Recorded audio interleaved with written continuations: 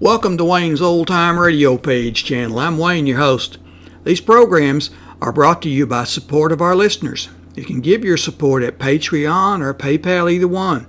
There's clickable links in the description below. Thanks for your support and enjoy the shows. If you'd like for me to get you a shout out, there's a link to PayPal in the description below. Leave us a donation. We'll get it up here for you. Just tell us who you want it to. You, a friend, a girlfriend, a wife, spouse, whatever. And we'll get it up here.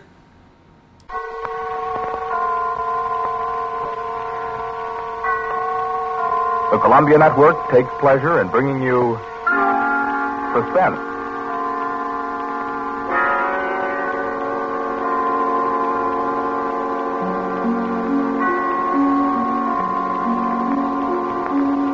Suspense, a new series of programs with one strict purpose in view, your entertainment. Each week at this time, CBS sets aside 30 minutes to excite you, to mystify you, and on occasion to horrify you with a catalog of the world's great thrillers, dramas from the stage and screen, from fiction and radio, dramas that bring you suspense. This, the second offering of a new series, is a unique one. Certainly, it is one of the very few pieces of suspense literature that somehow manages to tickle your funny bone while busily engaged in tingling your spine.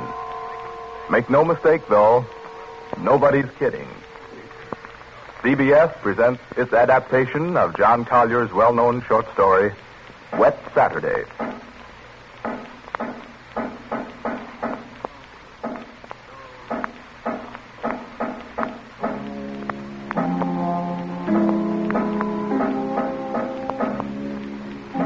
Yes, it's a wet Saturday.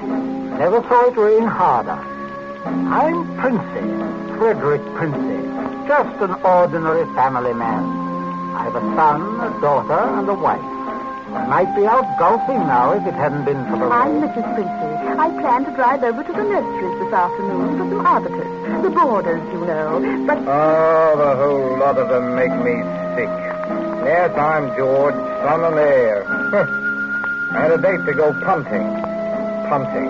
Couldn't find the blasted punternet weather, so I'm home, too. I'm Millicent. I was going to play croquet. That's how I happened to have the mallet. Yes, that's the Princey family. We find them at home. Mrs. Princey, Millicent, George sprawled on a couch, Mr. Princey biting on a dry pipe. Their living room is dull and overstuffed. Rain beats at the windows. They are any middle-class family at home on a wet day, except for one small item. As you sit with them in the living room, you can see through the door to the sun porch a pair of men's feet, encased in black boots. They look like the feet of a curate. There's a tenseness in the room. The air is charged with excitement, but the feet are very still. Don't keep staring at them. Listen to me, all of you. Don't you see? They'd hang her. That's what they do. They'd hang her. Oh, Fred, it's too awful. Awful? It's catastrophic. A supposedly sweet, gentle, intelligent girl, respected, loved by the whole village, doing a thing like this. Think of the publicity, the disgrace. You think I'm going to resign from the bench, the vestry, sell out and live in some foggy hotel abroad? Oh, no. No, I'll kill myself. I will. Don't be a fool. Any more than you have been, the governor means. Be quiet. Wouldn't be so bad if it were you. Everybody in the village knows you're not responsible. George. Yes? Get off that couch. Sit up on your spine. You might be of a little use here if you could think. Listen, Governor, this isn't my funeral. Oh, shut up. As long as I can remember, George, you've been a trial and a tribulation to me. Oh, I can't stand it. You've got to stand it, my dear. And keep that hysterical note out of your voice. You hear? Yes. We are talking about the weather. Now, George. Yeah?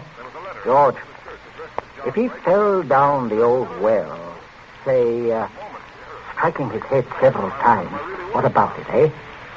I really don't know, Governor. What about it? Don't be an ass. I'm asking you to think. He'd have had to hit the side several times in 30 or 40 feet and at all the correct angles. No, I'm afraid not. I'm afraid not. We'll have to go over it all again, Millicent. Oh, no, Father. No. I couldn't. Millicent, we must go over it all again. Oh, Fred, you're torturing her. Oh, face facts, Mater. With him lying there, there's no use pretending it's a picnic. They might hang you, Millicent. Oh, stop that shaking. Stop it here. You must stop it. Keep your voice quiet. Millicent, we are talking of the weather. Now, we will proceed.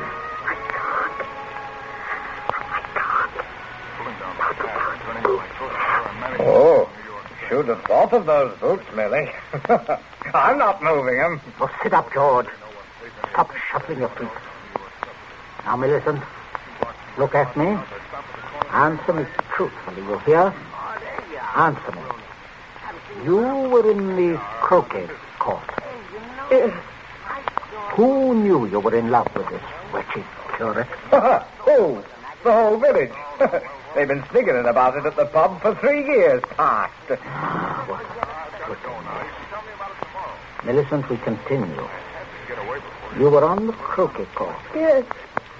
You were putting the croquet set into its box. Yes. It was starting to rain. I was carrying the balls and mallets into the sun porch. The box was there. You heard someone enter the garden gate and come across the yard. Yes. Could you see who it was? Oh, not at first. I was going into the sun porch. I threw down all the mallets but the red one and turned around. It was Withers. Yes. So you called him. Loudly? Did you call him loudly? Could anyone have heard? No, Father, I'm sure not. I didn't really call him. I just spoke his name. He saw me as I went to the door. He just waved his hand and came over. How can I find out from you whether there was anyone about? Whether he could have been seen? I'm sure not, Father. I'm quite sure. So, you both went into the sun porch. Yes. It was raining hard then. What did he say? He said, "Hello, Millie." And excuse his coming in the back way, but he set out to walk over to Liston. Yes? And he said, passing the park, he'd seen the house and suddenly thought of me. And he thought he'd just look in for a moment. He had something to tell me. Go on. He said he was so happy, he wanted me to share it. He'd heard from the bishop he was to have a vicarage. And it wasn't only that. It meant he could marry. Then he began to stutter, get all confused. And of course, I thought he meant me. Don't tell me what you thought. Tell me exactly what he said, nothing else. Well... Oh, stop crying. It's a luxury you can no longer afford. Tell me what happened. He said, no. He said it wasn't me. It's Ella Bragdon David.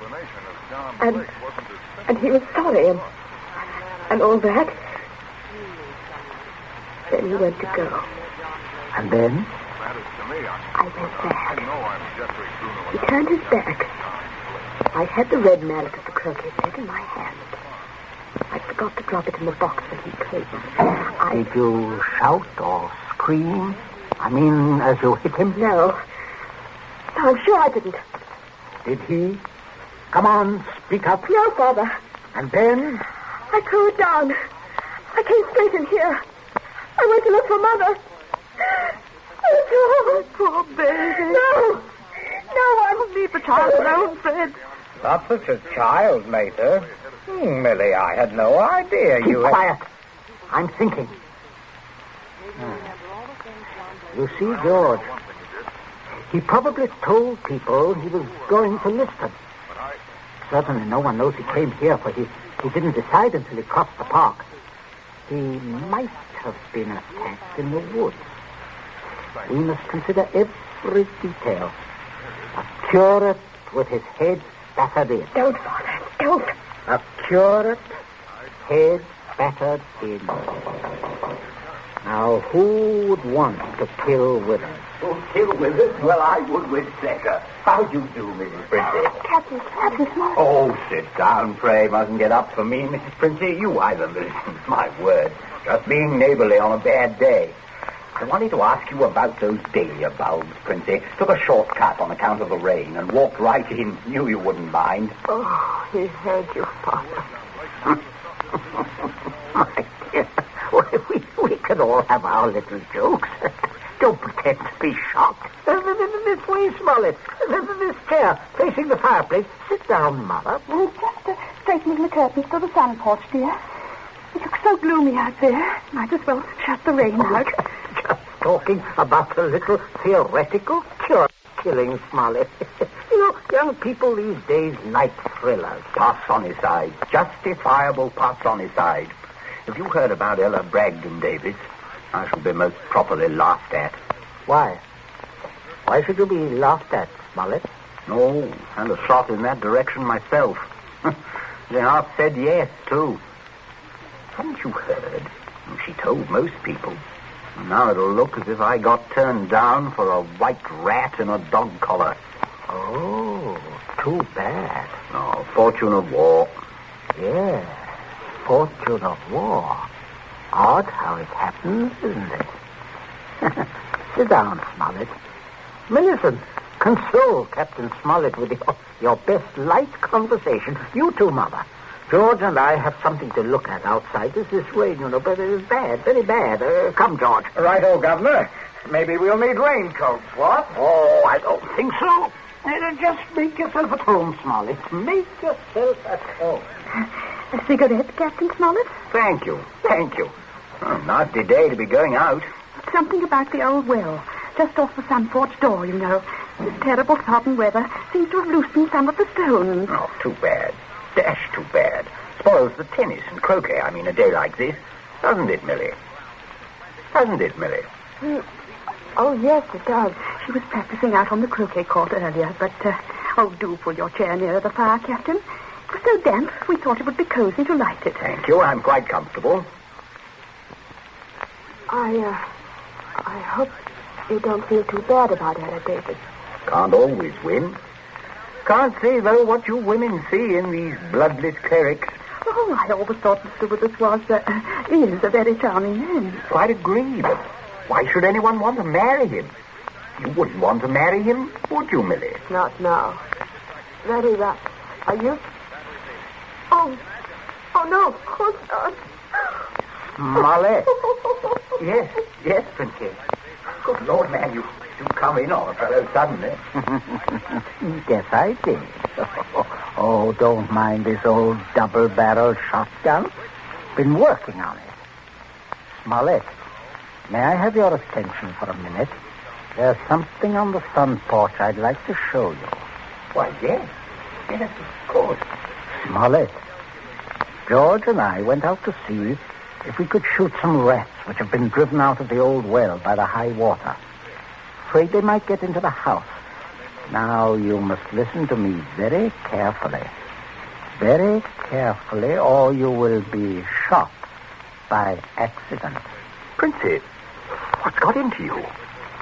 You heard me ask as you came in, who would kill Withers? You also heard Millicent make a comment, an unguarded comment. Well, what of it? Very little. Unless you were to hear that Withers had met a violent end this very afternoon. And that, my dear Smollett, is what you are going to hear. What? Withers?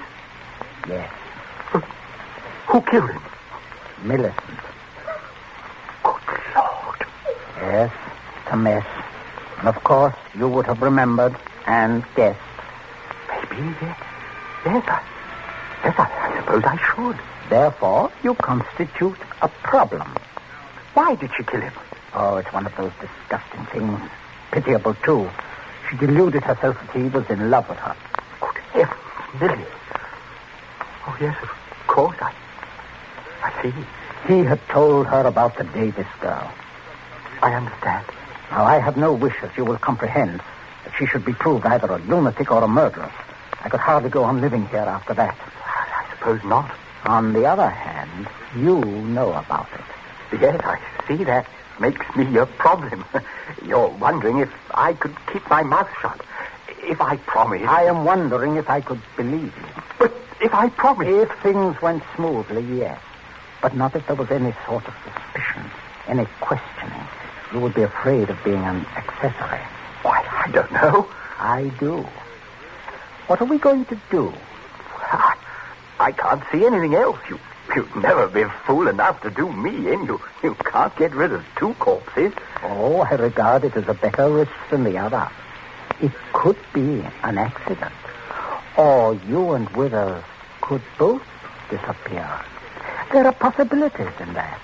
Listen, you can't. I can, but there may be a way out. There is.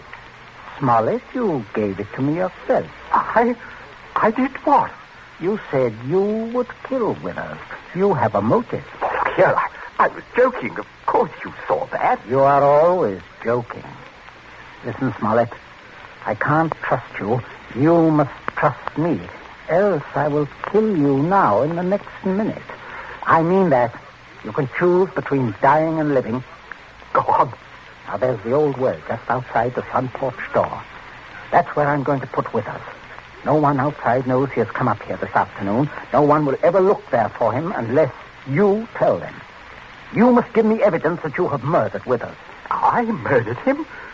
Why do you want that? So that I shall be dead sure that you will never open your lips on the subject. I see. What evidence? George, hit him in the face. Sure. Keep out of it. Oh, Captain, you should be more careful. Look what your teeth did to my knuckles. Again, George. Okay. I can't stand it. Oh, how funny. Keep quiet. You women keep out of it. I'm sorry, Smollett, but there must be traces of a struggle between you and Withers.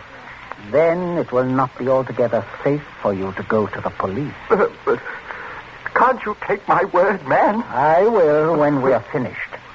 George? Yes? Get the croquet mallet. Right, Governor. Take your handkerchief to it. In there on the front porch floor. Yes. Yes. I got it, Governor. There, Captain. There's the weapon.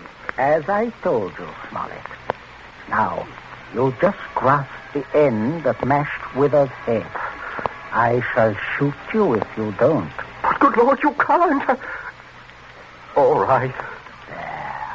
That's it. Now deposit it out by the side of the house. Out of the rain, of course. No. Wait, George. Huh? First, you'd better pull a few hairs out of his head and put them under the nails of Withers' right hand. Princey, have you gone mad? Do you know what you're doing? With this gun, yes. Go ahead, George. Sorry to muss your hair up, Captain. Oh, shut up, Smollett. There. That's all we need. Now for Withers, we'll fix it right up. Be right with you, Governor. Smollett, you may turn around. Withers is just there in the sun porch. Draw back the curtain. Good Lord, Princey. Yes, messy. But we'll get him fixed up. Now, you, Smollett, you've just got to drag him through the door and dump him in the old well. Just beyond the door, Captain. I won't touch him. I won't. All right. Stand aside. Out of range, George. Right. Only one place I want this bullet to go. Father, Keep quiet. My aim's none too good. Wait a minute. That's better, Smollett. Much better. Go on now. In here. You'll have to take him outside. By the shoulders ought to do it, Captain. Keep quiet, George. Go on, Smollett. Go on. You've seen dead men before. Drag him.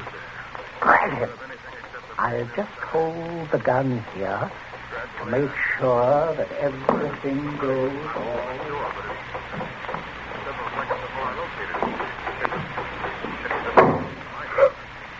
Oh, Mother, come away from the dim window, dear. Don't look.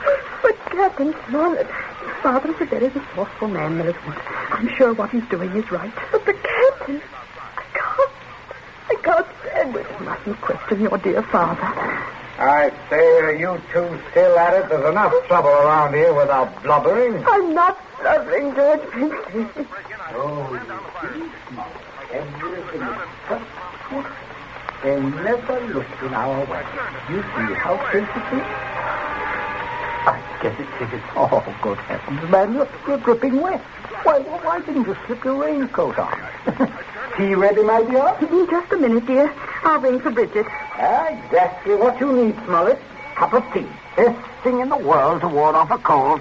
Sit down, won't you? Oh, don't mind getting the chair wet. Cigarette? Help yourself. I stick to my pipe, you know. Funny how... Princey, everything's hot, ma'am. Oh, Bridget, yes. Put the tray in front of me here, on the table. Yes, ma'am. That's it. I say, Captain, you've gone and cut your lip. I just knocked it. Oh, how dreadful. Here, Bridget, give the captain this cup. No, thank you. I rather think I'll be running along now, if you don't mind. Oh, Captain Smollett, without any tea? If you don't mind, Mrs. Princey, if I could just have my raincoat. Oh, I'll get it for you, Captain. Oh, this is very distressing, Smollett, very. Oh, I'll be all right presently, I'm sure. Here we are. Now, let me help you. Thank you, young man. There. Better go out the front way, Smollett. The walk is dry. Oh, let me hold the door for you, Captain. Don't worry, old fellow. Don't worry at all. No.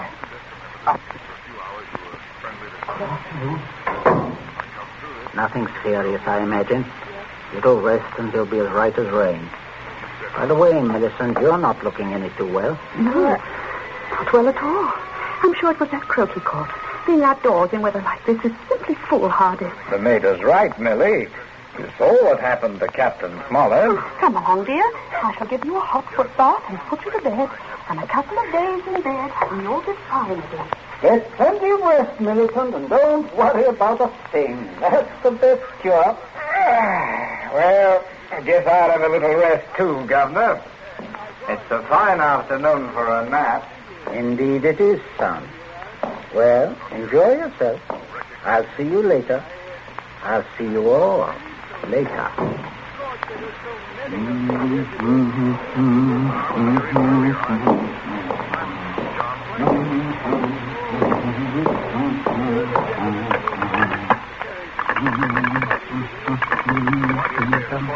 Your number, please.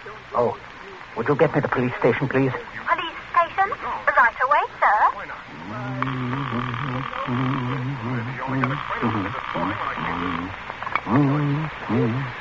Police headquarters, Sergeant Yancey speaking.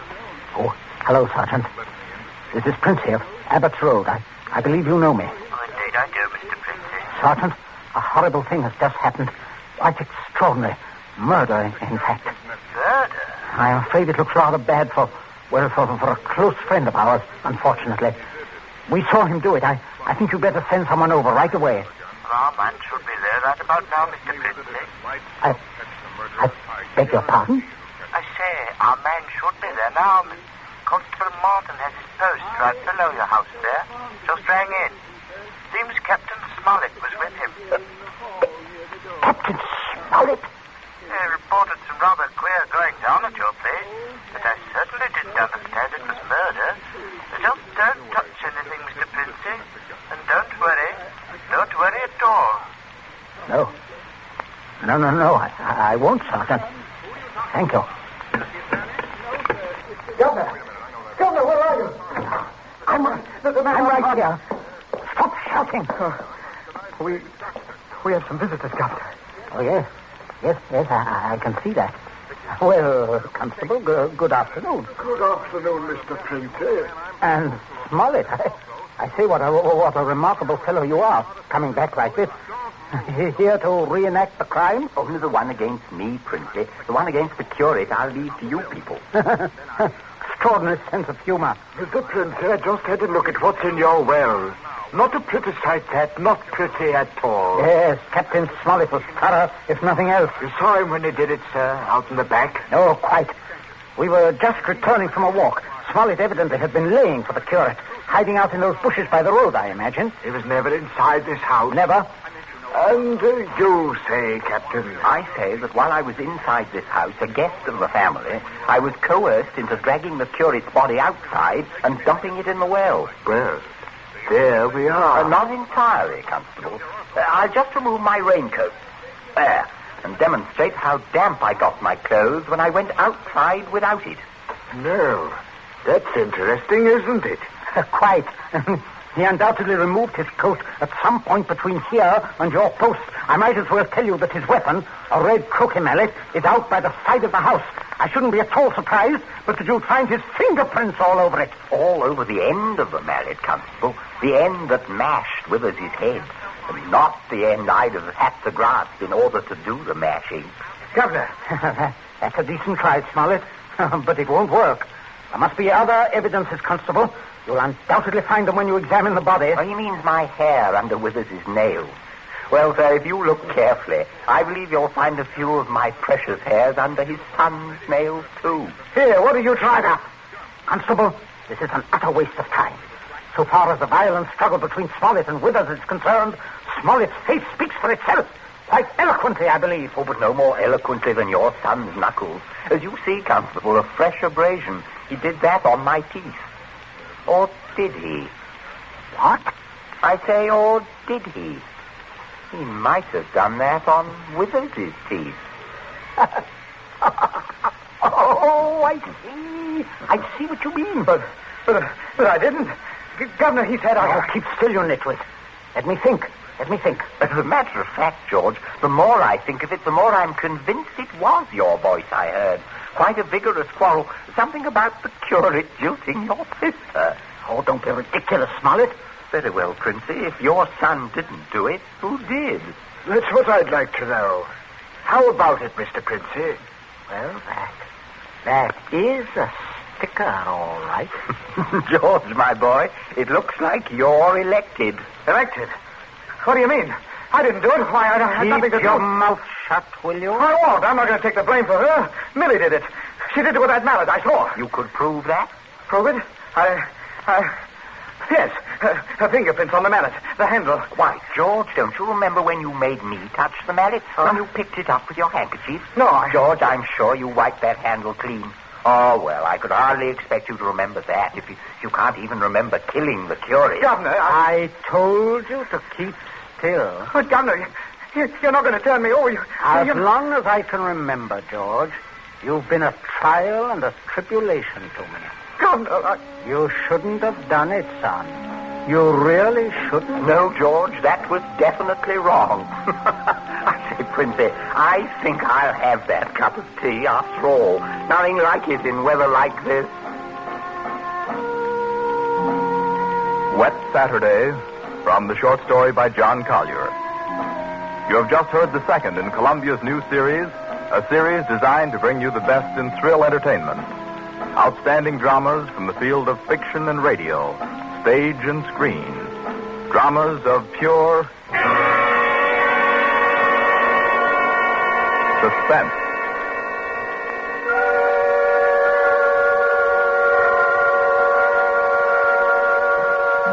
This Columbia feature is produced and directed by Charles Vanda, with script by Harold Medford and score by Bernard Herrmann. Be with us again next week at this same time when we present Suspense. This is the Columbia Broadcasting System.